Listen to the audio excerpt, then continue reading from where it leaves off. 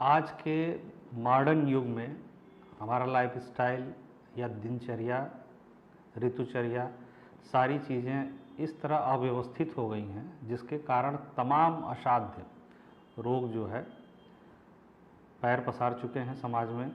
और बहुत सी ऐसी लाइफस्टाइल डिसऑर्डर हैं जैसे बीपी, शुगर, कैंसर या भयावह बवासीर रोग हो गए, या बांझपन, नपुंसकता, संतान नहीं होते हैं। इस तरह की बहुत सी ऐसी बीमारियां हैं जिसकी चिकित्सा को लेकर के सारी चिकित्सा पद्धतियां बिल्कुल चिंतित हैं, और चिकित्सकों के बीच में एक हमेशा प्रयास रहता है कि हम अपने रोगी को बेहतर चिकित्सा दे सकें।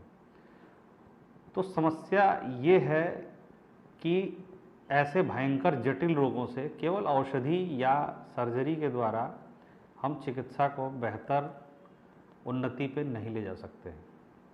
जहाँ बात दोस्तों ऐसी चलती है कि बेहतर चिकित्सा किससे प्राप्त हो, उसमें नाम आता है शोधन प्रक्रिया का। आयुर्वेद की चिकित्सा पद्धति में शोधन प्रक्रिया सबसे उत्तम चिकित्सा पद्धति बताई गई है, जिसको 5 कर्मों में, मुख्य 5 कर्मों में विभाजित किया गया है। उसको पंचकर्म के रूप में जाना जाता है। आज की इस वीडियो में ये जानने का प्रयास करेंगे कि आयुर्वेद की चिकित्सा पद्धति में जो शोधन प्रक्रिया बताई गई है उसमें पंचकर्म के द्वारा जो चिकित्सा की जाती है, वमन, विरेचन, बस्ती, नश्य, रक्त मोक्षण, तो उसमें वमन कैसे कराया जाता है, इससे क्या लाभ हो सकते हैं, और किन किन रोगों में कराना चाहिए, किन रोगों में नहीं कराना चाहिए, ये भी आज हम आपको बताएंगे डिटेल में और सरल सामान्य भाषा में कि कौन से रोगी इस चिकित्सा पद्धति से लाभ प्राप्त कर सकते हैं और स्वस्थ हो सकते हैं। तो आइए वीडियो को शुरू करते हैं।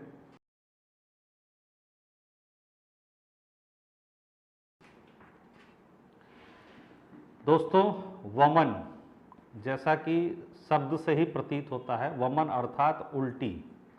अब जहाँ उल्टी की बात आती है तो एक भय व्याप्त हो जाता है कि उल्टी, सामान्य रूप से उल्टी करने से कैसे किसी रोग की चिकित्सा हो सकती है।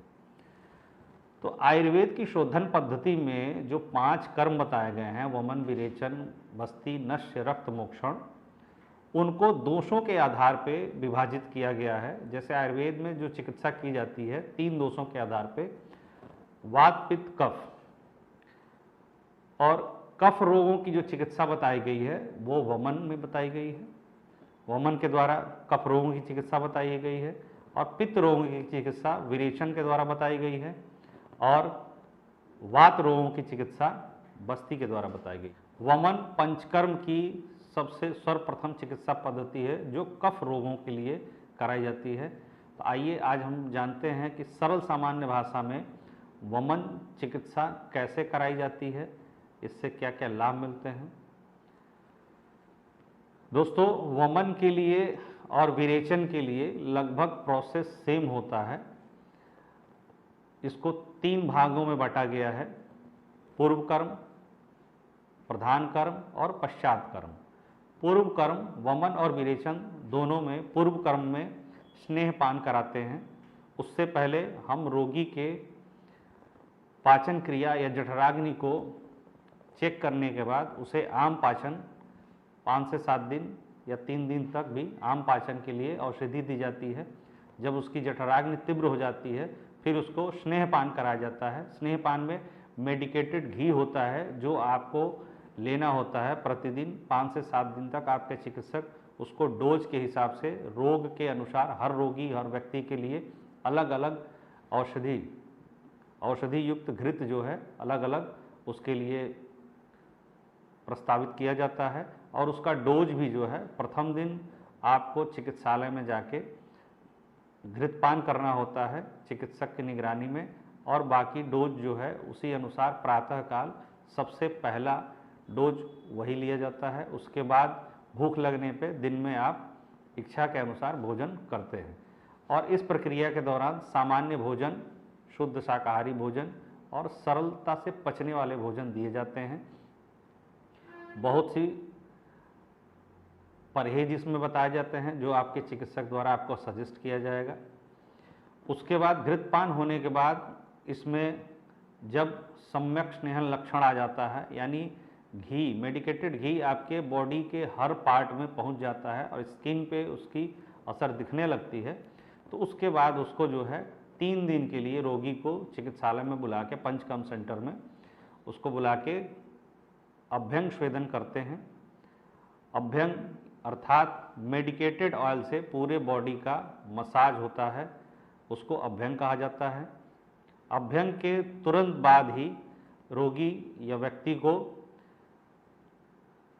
स्वेदन के लिए स्वेदन बॉक्स में लिटा देते हैं, जिसमें एक पाइप के द्वारा मेडिकेटेड काढ़े की स्टीम उस बॉक्स में जाती है और सर आपका बाहर रहता है, सर के नीचे का हिस्सा सर आपका बाहर रहता है, सर का नीचे का हिस्सा बॉक्स में रहता है और आपके पूरे शरीर के रोम छिद्रों के द्वारा मेडिकेटेड काढ़े से, उसके स्टीम से सेकाई होती है। और जब आपका पूरा लक्षण दिख जाता है, यानी स्वेदन भरपूर हो जाने के बाद रोगी को बॉक्स से निकाल के, उसके बाद पूरी अच्छी तरह से अभ्यंग स्वेदन होने के बाद रोगी को प्रथम दिन और द्वितीय दिन छुट्टी कर दी जाती है। तीसरे दिन रोगी को बुला के प्रातःकाल बुलाते हैं, जिसमें अभ्यंग स्वेदन होता है। उसके बाद उसको वमन के लिए काढ़ा पिलाया जाता है। उसके बाद वमन चिकित्सालय में ही कराया जाता है। वमन कराने के लिए काढ़ा पिला के उसके बाद दुग्धपान कराया जाता है, या गन्ने के जूस से भी कई चिकित्सक कराते हैं, कई लोग अन्य औषधियों के फांट से कराते हैं। और एक लिमिट तक उसको पिलाने के बाद जब कंप्लीट पित्तांत आने तक उसका वमन हो जाता है रोगी या व्यक्ति का, उसके बाद उसको लवणोदक जल से स्टमक वाश करते हैं। लवणोदक अर्थात पानी में सेंधव लवण मिक्स करके स्टमक वाश के लिए रोगी को पिलाया जाता है। उसके बाद वमन क्रिया के प्रधान कर्म होने के बाद रोगी को पश्चात कर्म के रूप में धूमपान कराया जाता है, जो औषधियों का एक योग होता है, जिसका धूम आपके नाक से लेना होता है, एक नाक से, और मुंह से छोड़ना होता है। उसके बाद धूमपान कराने के बाद रोगी को विश्राम करा के फिर उसकी छुट्टी कर दी जाती है और 5 से 7 दिन तक उसका संसर्जन कर्म चलता है। संसर्जन कर्म अर्थात जो अग्नि आपकी कर्म से बुझ गई है उसको पुनः जागृत करने के लिए भोजन का प्रारूप आपको पेया विलेपी और उसके चिकित्सक के अनुसार और रोगी को जिस प्रकार वमन या विरेचन हुआ है उसके अनुसार उसका डोज डिसाइड करके चिकित्सक द्वारा बताया जाता है और थोड़ा थोड़ा करके भोजन स्टार्ट कराया जाता है। 5 से 7 दिन बाद आपको सामान्य भोजन के रूप में सब कुछ अलाउ कर दिया जाता है चिकित्सक द्वारा और इस प्रकार ये प्रक्रिया कंप्लीट होती है। दोस्तों, पंचकर्म में वमन चिकित्सा स्पेशली कफ रोगियों के लिए, यानी जिनके शरीर में कफ की अधिकता हो गई है या कफ दोष से जो बीमारियां होती हैं उनकी चिकित्सा के लिए वमन क्रिया का प्रयोग किया जाता है। सामान्य रूप से भयंकर स्किन डिसीज जैसे सोराइसिस हो गया हो, एक्जिमा, पुराना से पुराना एक्जिमा हो या ल्यूकोडर्मा हो, सफ़ेद दाग, तमाम तरह की बीमारियां होती हैं जो आपके इलाज कराने के बावजूद भी नहीं सही होती हैं, जो आपके टॉक्सिटी बॉडी में जगह जगह स्किन के नीचे या ऑर्गन्स में टॉक्सिटी भरा रहता है, जिसके कारण वो न निकलने के कारण तमाम बीमारियां आपको होती हैं। उसमें वमन क्रिया का बहुत ही महत्व बताया गया है। वमन कर्म का प्रयोग मधुमेह के रोगियों में और प्रमेह के रोगियों में, ट्यूबरकुलोसिस या राज्यक्षमा जिसको बोला जाता है, उस रोगियों की चिकित्सा के लिए प्रयोग में लाया जाता है। दोस्तों, हर चिकित्सा का कुछ इंडिकेशन होता है, कॉन्ट्रा इंडिकेशन भी होता है, जिसमें हम उस चिकित्सा को नहीं दिया जा सकता है उन रोगियों में। सामान्य रूप से प्रेग्नेंट वुमेन या कोई बच्चा हो, कृश यानी दुबला पतला बिल्कुल निर्बल रोगी हो या वृद्ध व्यक्ति हो, वृद्ध महिला हो, उनको ये चिकित्सा नहीं कराई जा सकती है।